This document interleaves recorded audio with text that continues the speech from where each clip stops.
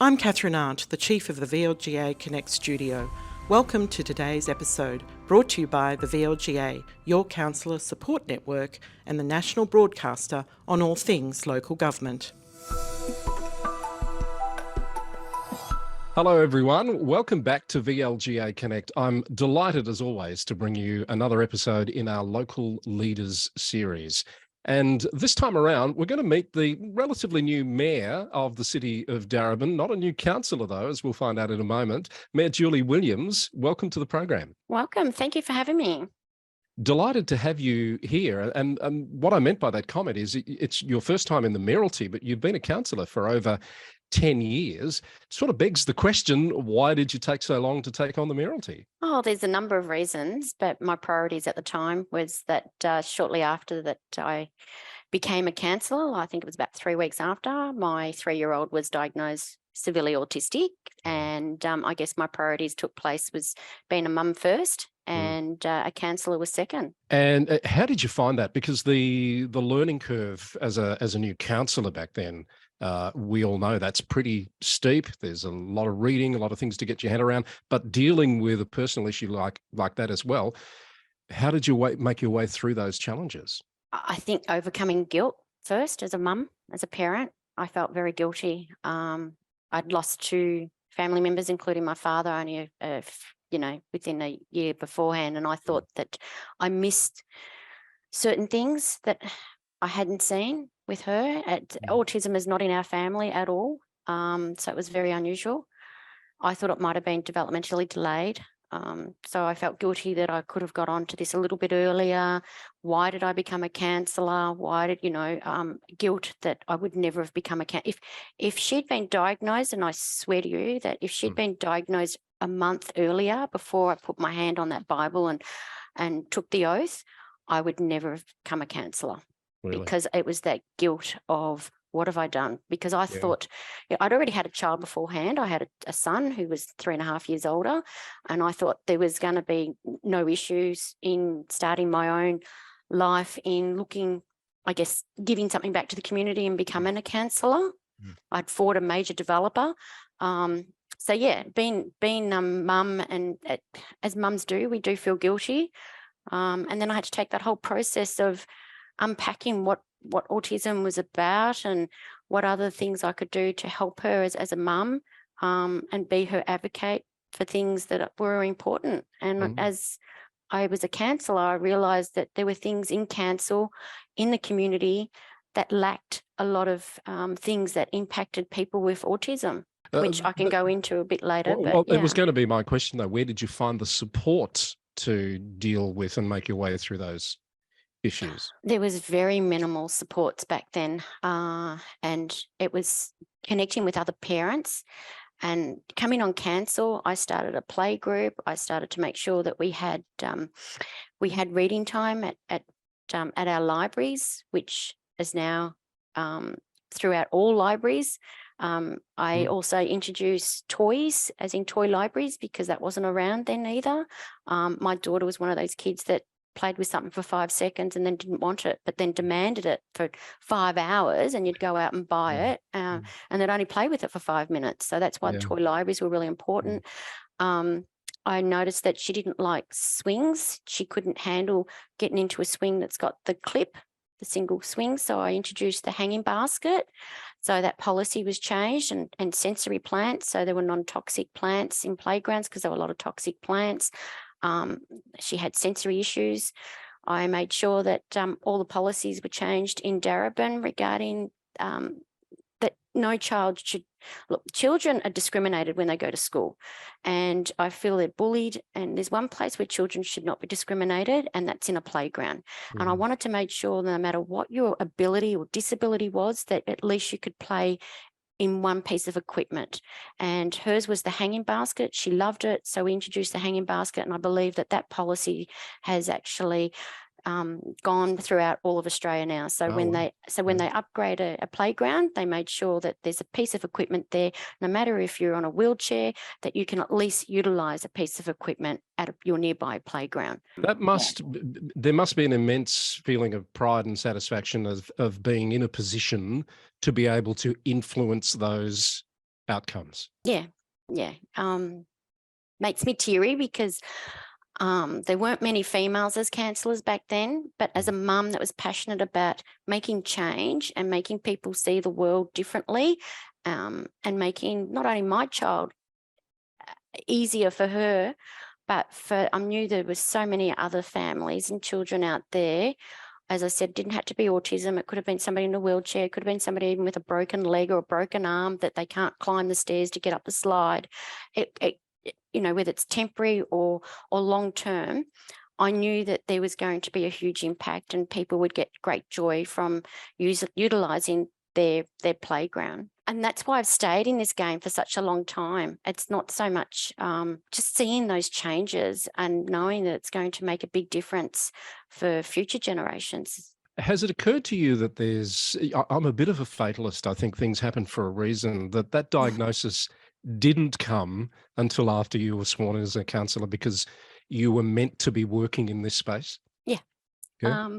It's a tear up. Sorry, I don't normally make people cry on this program. That's not my intention, but I always said that I couldn't handle having a child with a disability. I don't know if I ever knew that I'd have a child with a disability, I would terminate it. And I had children later in life. And I guess I think, as you said, they were the cards I was dealt with. And I feel guilty for even saying such things, that because I think she's made me a better parent, a better person.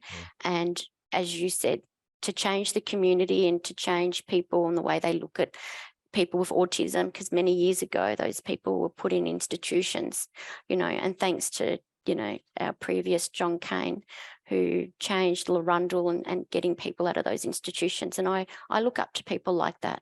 And I feel that I've just gone that extra step that he started. That's a powerful story, Julie. Flashing forward 4 years from there, you obviously felt you were in a place to re-stand for council, because then that would have been your second term. So did you feel like you were in a good place by then? I felt there were still things to be done, which there was. That's when I guess, there was more changes. There's always changes, and it's great at this level because you can actually see change come to fruition as opposed to as other levels.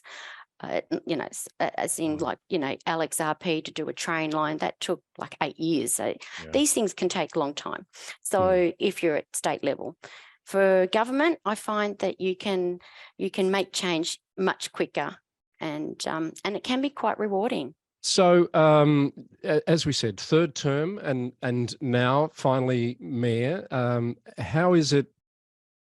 How are the robes fitting, I guess, in terms of the role and what you thought it would be? It's an absolute honour to be a mayor, especially of this great city. We have a very diverse group of individuals, committees, organisations that create and come together to make sure that the future of this city evolves and I guess looks after the whole city. I absolutely love my job as a mayor. Really enjoying going to events and getting to meet all community members. I make sure even the most hardest community members who are really quite vicious, I'm happy to meet with them. I think it's really important because a lot of those people also have something quite important to say and they just want to be heard. And I make sure I spend that time picking up the phone, whether it's to councillors, trying to get things on the agenda or trying to get things through before you see a meeting play out at a council meeting. I get on the phone, I chat to people, as I said, including residents who might be coming into the gallery and finding out, what are your main concerns, what's happening, I know there's a lot of debate out there amongst mayors as to whether it is a full-time role or not. Are you treating it as full-time? I am. I believe, from my perspective, that with the amount of hours and the money that you get paid, I think it's important that you dedicate your time to it as a full-time role. I'm here every day, even Saturdays and Sundays I come into work. I'm here until sometimes 7 o'clock at night. I think it's important. You've got staff that are working in and out, coming out of the pandemic. They want to see the mayor there. They're there. Why can't you be there? They'd like to show that you're approachable, that you connect with the community, that you connect with staff. I think that's a really important thing going forward if you want to come together working towards the same goals in the end. I want to take you back to something you said before, which I think was around why you decided to run for council in the first place. I think you said you took on a developer over a particular issue. And so often we see the light go on for people about local government and a potential role there on a particular issue. And that's what it was like for you? I actually contacted my councillors and nobody returned my call, and I was very devastated because there was this developer that was putting in like 100 applications a year, and they wanted to develop 7 stories next door to me, and it was looking into my bedrooms, my kitchen, my backyard, my front yard, and the developer didn't want to speak to me. Council was on the back foot saying that the developer was doing everything perfect, not a problem. Councillors weren't calling me back. I felt really alone, and it took a while for councillors to call me back. However, by that time, I started to get an understanding what I needed to do, until I was told I really needed to get so many objections so it could come to a planning committee. So I door knocked over 400 homes. I got over 150 objections. As I said, I came into the planning department. They said everything was perfect, what the developer was doing. I was still gutted because I didn't feel that way. So out of the 150 objectors, I actually there were 7 of us. We ended up going to VCAT, and we talked about different aspects of this development, and we took on the biggest developer at the time. As I said, he was putting 150 applications a year. And yeah, I think I was the only resident to ever win one of the biggest developers at VCAT. A crash course in the planning system too. It took a long time. I was trying to understand your building codes, your res codes, your environmental codes. And then when I'm trying to learn all this and then be told at the end of the day, oh, Darebin Council's planning scheme is outdated, and you'll go to VCAT and it'll get thrown out what you've learned and what you've been studying and what you're going to throw at VCAT. You've got no chances. This developer is... it's just going to be a tax deduction for them, and you're going to take this on so emotionally. You've put so much invested, and yeah, everybody kept being so negative. It was like, you can't win this. You're just a little man. You're just a drop in the ocean, and and I just said, I have to try everything. I said, I'm not going to let this person destroy me and my family. I feel that 48 apartments that are a size of a single room that only allows 1 bedroom, that you couldn't even allow a bedside table next to it. And they got all the balconies coming off to my property, which is close to less than, it was just 3 meters between my property and their property, and the windows. They were going to have all the air conditioners on the balcony. Could you imagine a hot night with my windows open, that all these air conditioners going? And that's just one aspect of it. It was the overlooking, the overshadowing. There was so many things about this that just didn't add up right. There was parking. There was no parking in the street. Even their traffic engineer, she was so good at VCAT. She could sell sand back to a beachfront property. She was that good. So it was hard. But it was a battle worth fighting, and I won. And then people kept saying to me, you need to run for council. I said, I don't think so. I said, I've just gone in there. I've abused everybody in the council department, in the planning, even the CEO. I said, I'm not happy.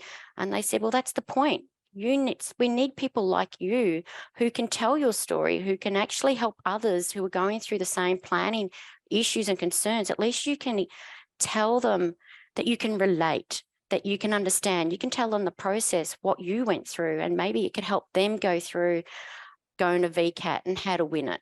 And actually, there's been quite a few people that have contacted me, have done the same process and have won it, and have actually rung me back and said, thank you, because your inside story gave us the power, but not only the power, but you gave us the energy of your story to keep going, and that you can win. And some confidence, no doubt.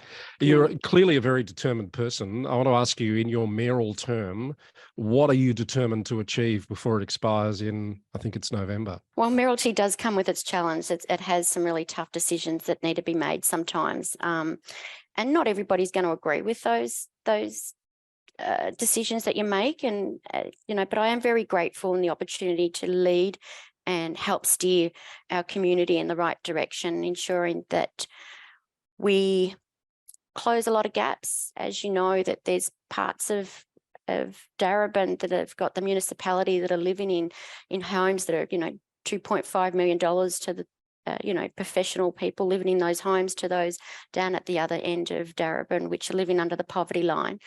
And it's not just the poverty line. It's, if you look at the census, it's not just in Darebin, it's not just in Victoria, but it's actually all of Australia. So I'd like to try and lift those areas up a bit more and try to close those gaps a little bit more, try to work towards a goal that I'm helping residents from the ground up. And have you got an idea in your mind about how you can do that? What needs to happen for that to be achieved? It's cleaning the areas up too, because there's a sense of pride of where you live, whether it's graffiti or whether it's rubbish or whether it's getting the right community together, getting groups, getting people to go to places where they feel of need, whether it's men's sheds or, trying to get people to do things in a positive way rather than it's going to be a negative towards community, and it's going to be costly towards council, as I said, graffiti or vandalism. I don't want this to be an elephant in the room. The Municipal Monitors report came out very recently. You had John Watson there as a monitor for about 9 months, I think, up until January this year. How much are you prepared to say about the outcomes of that report and what you think might happen next? It was great having John. And reading the report, I guess for a lot of people, it was a bit hard to read in some cases. It's good because I find that the ministers told us that we have a list of things that we need to do, which we are absolutely will do. We're just in that process of looking at that list. I want to make sure that we have a goal at the end, and the agenda is, how do we get to that goal? What are we going to do? Because I need to show that we're accountable, we're transparent, not only to the minister, but to our community. And I want to ensure at the end of the day that we don't get a monitor again, full stop, whether it's, at the end of my term or in the years to come, because Darebin Council is a great council.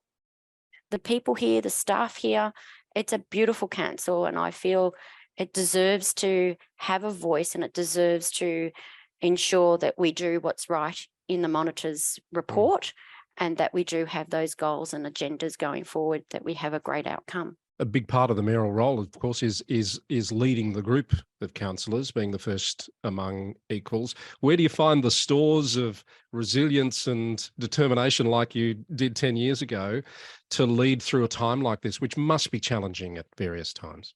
I don't find it, when it comes to councillors, I don't find it as challenging, maybe because I'm a real communicating person. And as I said, my daughter's changed me as a person. And I feel that chatting to people, and there's times where you get to a point that you can disagree with something, and it's like, okay, let's agree that we just disagree on this. But I'm one of those people that just picks up the phone, I chat. I don't do the email thing. I'm ignoring you. I pick up the phone, I take the phone call. I'm more than happy to have that chat. And I think that's where the key is. There's been less communication over the years between people, and there's that, just get on the keyboard and start sending emails. I'd like to get to know people a bit better, whether it's, as I said, the community, but particularly councillors. We've got an agenda, we've got notice of motions. I want them to pick up the phone. I say, how do you feel about this? Where we're at. I don't want to be messy on the floor. Great, you've got amendments. What are those amendments? Is there concerns, questions? I like to unpack all those things prior going into a meeting. Even budget, no matter what it is. I don't like surprises. I'm a person that's got all the time in the world in doing and making it clean to get to that point. The Monitor did make some positive comments about you and your predecessor in terms of dealing with the robust political debate in the chamber, dealing with it appropriately. Do you feel your 10 years as a councillor leading up to this is what's equipped you to be able to deal with those issues in the heat of the moment? And as I said, I just feel like I was just an ordinary resident that was, very passionate about this development. I find that you've got a lot of other councillors who are, I guess, that are much better at public speaking than myself. I feel that they have the gift of the gag where I don't. Yeah. What comes from me is straight from the heart and from my experience. And I feel that if you're experienced in a particular field or you're more knowledgeable in that, I prefer a councillor to speak on that item. I don't feel I need to compete or I need to speak.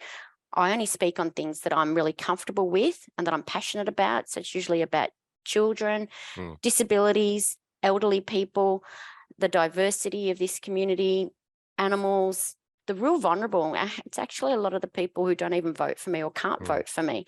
They're the ones I'm really passionate about. I don't say I don't, it's not all the other things, of course, development and things like that, but there's some things that really resonate more with me that I will always put my hand up to say, can I move that item?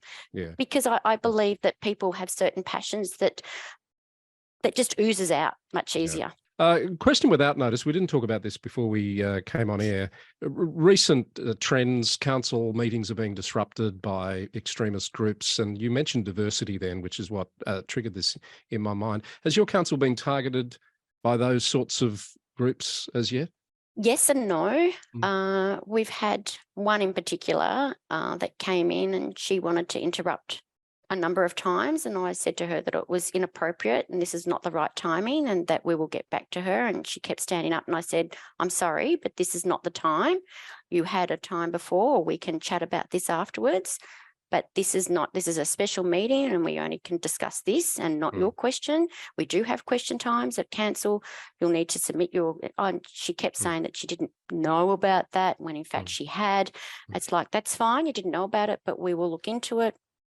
It's trying to control a situation rather than let it blow out. Well, I hope you don't get what some other councils have been recently getting, but it is something that everyone, I think, needs to be aware of and prepared for. There's been some good news recently. We might touch on a couple of these before I let you go. Citizenship ceremonies weren't happening in Darebin for, I think, 6 years, but they're back this year. That must be very pleasing to have them back on your watch. Oh, it's an absolute honour. I understand how hard it is for many of the people that have taken or waited to get citizenships, and a lot of them have taken a long time to get all their paperwork or emotionally get to that point. My mother was on a boat from Malta many moons ago and it took her over 20 years for her to get her citizenship. So I understand the complexities just getting to that point. But hearing some of the stories, because I always ask where they've come from when they come up and I shake their hand and congratulate them. It's just a beautiful story that, it's how I'm honoured to give them that certificate and to say that, this is your home. This is your second home. This is your first home. They're like that. There was one girl, she'd lost all her family in Turkey from the earthquake. There was another gentleman who was struggling to tell me where he was from because he thought people would judge him. It's an honour. And it's like, no, I'm not here to judge you. It's beautiful because it's these people that make a valuable asset to this community. I mean, you just go along High Street and the food and the joy and the smiles that people have, even going to the Preston market. The contribution to the local culture, it can't be overvalued, can it? They truly are. Citizenship ceremonies are a joyful and special function that we in local government, me not anymore, but I have a unique privilege to be able to share in. So very pleased to see that that's back in Darebin. You mentioned the Preston market. Where is that sitting? We've had some big news on that in the past couple of months, haven't we? Yeah, seen that for over a period of years, as you know, been on council. It's actually fantastic that it's gotten to this point. So the SAC report's out. The minister is now making a decision on how she sees, well, she has acknowledged that there is significant protection that is needed, whether it's from a cultural or from a historical perspective.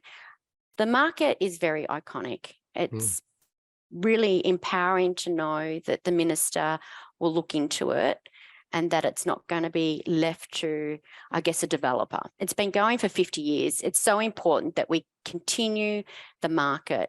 Those people at the Preston market, the store holders, they do such a wonderful job. They've been there for multiple generations. It's important that we honour what they do, their commitment, the amount of hundreds of people that have been employed there over the years. Many of them have been upskilled who don't even speak English, and that's the great thing about the Preston market. There's other like-minded people who can speak the same language and they just talk in their language. The market also has assist vulnerable programs such as your Second Bite. It's. I don't know if you've been to the Preston market, but anybody who hasn't, I urge you to, because I think it's really important. It's a place where you feel really connected. It's a place that you're going to get food from all different parts of the world. There's things at the market that are not sold anywhere else, as in special type of herbs or spices. I mean, even Gordon Ramsay was there on the weekend. It just shows that it's a place that needs to stay. Its footprint needs to stay. It needs to remain for generations to come. Any alter of the fabrication of the market will change. It's a place where people connect. It's a place where people celebrate. It's a place where people not only, as I said, buy fresh food, but it has such strong connections from a cultural, social, and historical significance of the Preston market. And you can't put a price to that. You seriously can't. With the pandemic, we've realised that markets are closed down. We need more open markets. It's really important, particularly as we get more viruses in years to come. I can see it's a passion project for you, and thank you for sharing that. We probably should let you go. We've spent quite a bit of time talking, and can I just say it's been an absolute delight to talk those things through with you and to hear about your background. And thank you for being so open with us about those issues. Thank you very much, Chris. I appreciate you having me on today. Lovely to have you here. That's Julie Williams, who is the Mayor of the City of Darebin. Halfway through your mayoral term, Julie. All the best for the next 6 months, and I hope we get to talk again. Thank you. You too. That's our Local Leaders edition for today from VLGA Connect. Thank you for watching or listening. Don't forget to subscribe on YouTube or on your podcast player, and we'll be back with more very soon. Bye for now.